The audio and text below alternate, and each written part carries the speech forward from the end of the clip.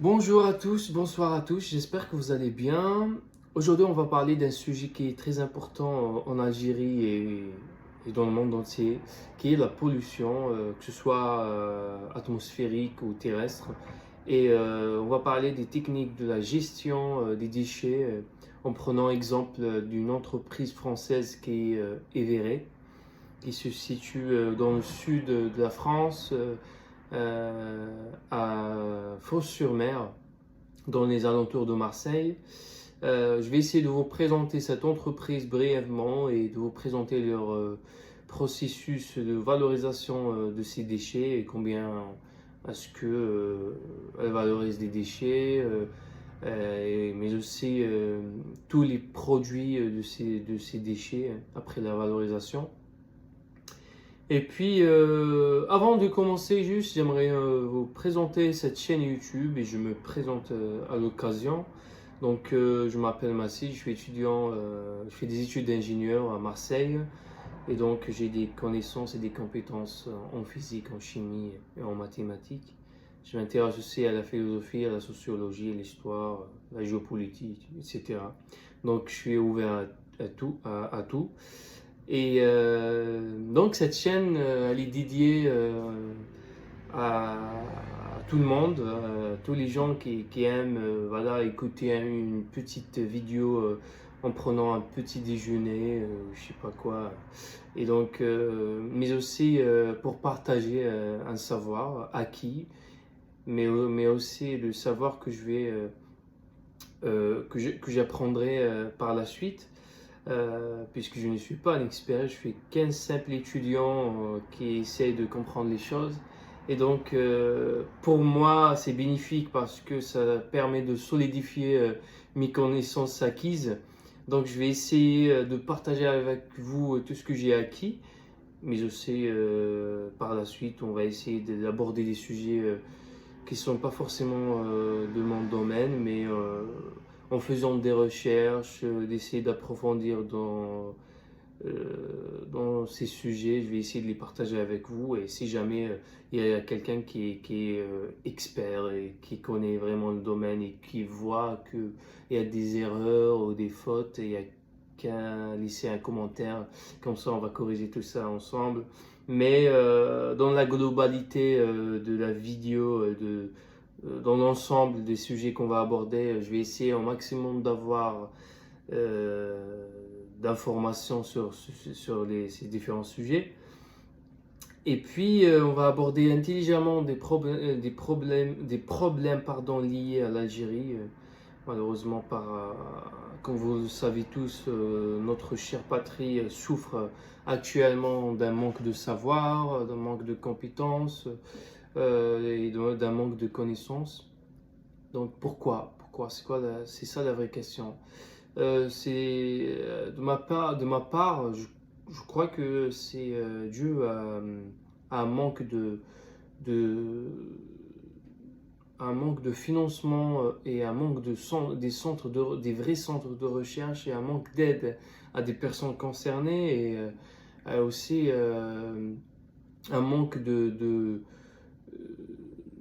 cette poussée ou bien de promouvoir le savoir dans tout le territoire.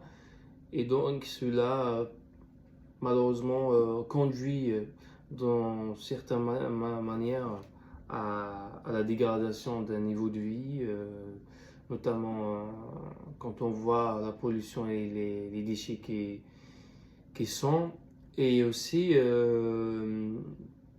la dégradation d'un niveau de vie en général.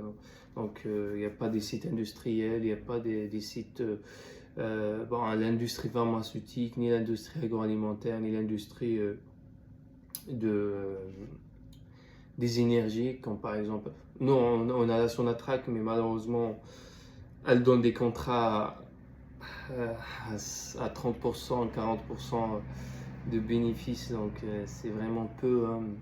Après 63 ans d'indépendance, on n'a pas assez d'ingénieurs qui peuvent exploiter notre territoire, ça c'est très grave. Donc, je vais essayer d'aborder les sujets divers, hein, d'une façon intelligente en essayant de vous proposer des différentes entreprises qui se situent en France ou bien ailleurs et de vous présenter leur méthode de faire. Et puis, on va s'intéresser aussi à des sujets nouveaux, les nouvelles tendances. On va parler un petit peu aussi des théories des gens, comme par exemple la théorie de l'évolution. C'est un peu de tout, hein. Mais en général, c'est des sujets qui sont vraiment, qui abordent des solutions à des problèmes. Et par la suite, si jamais je vois que ça marche, ça vous plaît, je vais essayer d'inviter des personnages tels que, voilà, je sais pas, bon, je ne peux pas vous donner des exemples, mais je vais essayer d'inviter des personnages pour que vous puissiez apprendre de leurs expériences professionnelles. Donc là, normalement, j'ai fait le tour de la question. Et là, on va commencer à parler d'un sujet qui est très important, c'est la pollution en Algérie. Donc, pour cela, j'aimerais vous présenter une technique, une méthode de gestion de ces déchets et comment on fait pour les valoriser et les rendre utiles. Donc, en présentant une entreprise Everey, une entreprise française qui se situe à Fos-sur-Mer, dans le sud de la France, dans les alentours de Marseille. Donc, je vais vous présenter cette entreprise brièvement. Donc, ça, c'est un livret de cette entreprise que j'ai eu l'occasion de visiter et de récupérer. Donc, ils disent que Everey est la première usine de traitement de déchets ménagers en France à avoir 3 unités sur un même site. Donc, c'est une entreprise multifilière, c'est-à-dire elle a plusieurs unités de production dans le même site. Et c'est donc, en l'occurrence, c'est le tri, la valorisation organique et la valorisation énergétique. Donc, elle a 3 unités. Dès que les déchets arrivent, ils passeront dans ces 3 unités. Et puis, cette entreprise, ce site traite ainsi chaque année les 400 000 tonnes d'ordures ménagères produites par le million d'habitants qui composent le territoire Marseille-Provence. Donc 400 000 tonnes d'ordures ménagères qu'elle traite pour équivalent à 1 million d'habitants, c'est un truc énorme. Et puis elle valorise 95% de ces déchets sous une forme d'énergie, matériaux recyclables, de compost et de mâche fer. Donc il faut savoir que par la suite on va expliquer c'est quoi les composts, c'est quoi les mâches fer, etc. Alors là, pour la première unité, on va la présenter ensemble, on va lire ensemble d'ailleurs. Donc le tri, dès que les déchets arrivent, ils vont être triés. Donc le tri c'est quoi? Une fois les déchets arrivés, ils sont triés en fonction de leur nature. L'unité de tri mécanique va séparer les déchets en 3 types de déchets. Les recyclables résiduels, qui sont les conserves, les canettes, les bouteilles en plastique, les flacons, etc. Deuxièmement, les matières organiques. Les matières organiques, c'est les restes alimentaires, les déchets de jardin, etc. aussi. Et puis en dernier, en troisième position, c'est les matières combustibles. Les matières combustibles, c'est les films plastiques, les cartons, les pots de yaourt, etc. Donc on a 3 types de déchets après le tri. Donc les matières combustibles, plutôt les recyclables résiduels, pardon. Donc les recyclables résiduels, ils vont être récupérés, ils vont être emballés et ils vont être, comment dire, expédiés à un autre site de recyclage. Comme ça, ils vont être transformés à des bouteilles en plastique, en aluminium, etc. Et puis, quand on récupère la matière organique aussi après le tri, on fait de la valorisation organique. C'est quoi la valorisation organique? Donc, les matières organiques vont fermenter dans deux tours fermées appelées les digesteurs. Les digesteurs, c'est une sorte de grandes citernes. Et produire du biogaz. Le biogaz, c'est le méthane ici.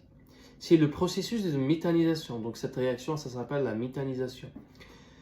Le biogaz va alors être transformé en électricité verte et le reste de la matière viendra du compost, c'est-à-dire de l'engrais utilisé en agriculture. Donc les composts dont je vous ai parlé, c'est de l'engrais utilisé pour l'agriculture. Si un jour vous avez un voisin qui veut éventuellement planter des tomates, il a qu'à acheter cet engrais pour fertiliser son terrain. Et puis il aura des bonnes tomates. Et puis voilà. Donc on a les recyclables résiduels. On a les matières organiques qui vont être transformées en biogaz et par la suite en électricité et aussi en compost. Après, les matières combustibles, on va les récupérer et on va les brûler. Ça s'appelle de la valorisation énergétique. C'est quoi la valorisation énergétique donc? Les matières combustibles vont brûler à l'intérieur de fours chaudières et produire ainsi de la chaleur qui va être récupérée sous forme de vapeur, puis transformée en électricité. Les résidus restants, appelés les mâchefers, serviront ensuite à construire des routes. Donc, on va récupérer les matières combustibles qui sont les plastiques, les cartons et tout. On va les brûler. Et quand on brûle quelque chose, il y a de la chaleur qui va être générée. Il y a une chaleur qui va chauffer de l'eau. Et cette eau va être vaporisée. Et cette vapeur entraîne une turbine qui va par la suite créer du courant électrique par des bobines. Et ce courant électrique, c'est-à-dire l'électricité. Et après la combustion, il y a un reste de la matière qui s'appelle des mâchefers. C'est une sorte de matière solide noire qui serviront par la suite pour la construction des routes. Et vu les routes qu'on a, vu la situation des routes qu'on a en Algérie, je crois que ça vaut le coup pour investir dans ce projet parce que franchement, quand on voit nos routes, quand on voit la situation de l'atmosphère et de la terre, franchement, je crois qu'il est temps de s'investir. Il est temps d'essayer de promouvoir le savoir et d'essayer d'aider les gens concernés, les personnes concernées et de lutter contre la corruption.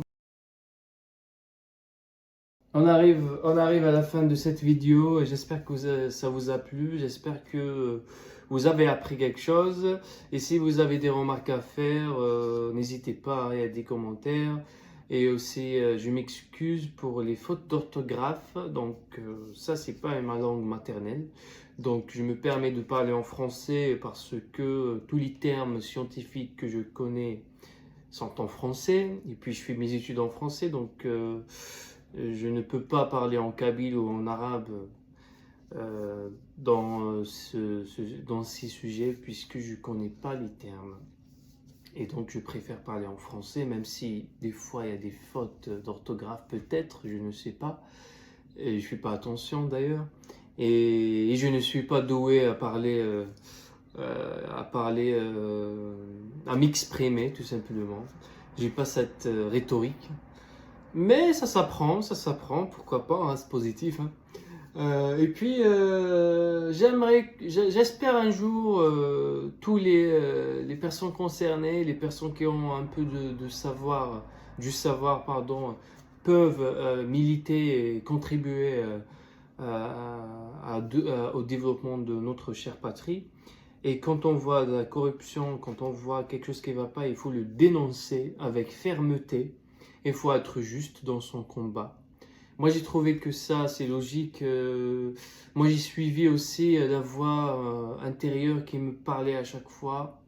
Bon, ça m'arrive des fois de dire, bah, je m'en fous, moi. Bah, je vais vivre ma vie. Je vais essayer de faire ma carrière et je m'en fous totalement de ce pays. Mais malheureusement, je ne peux pas.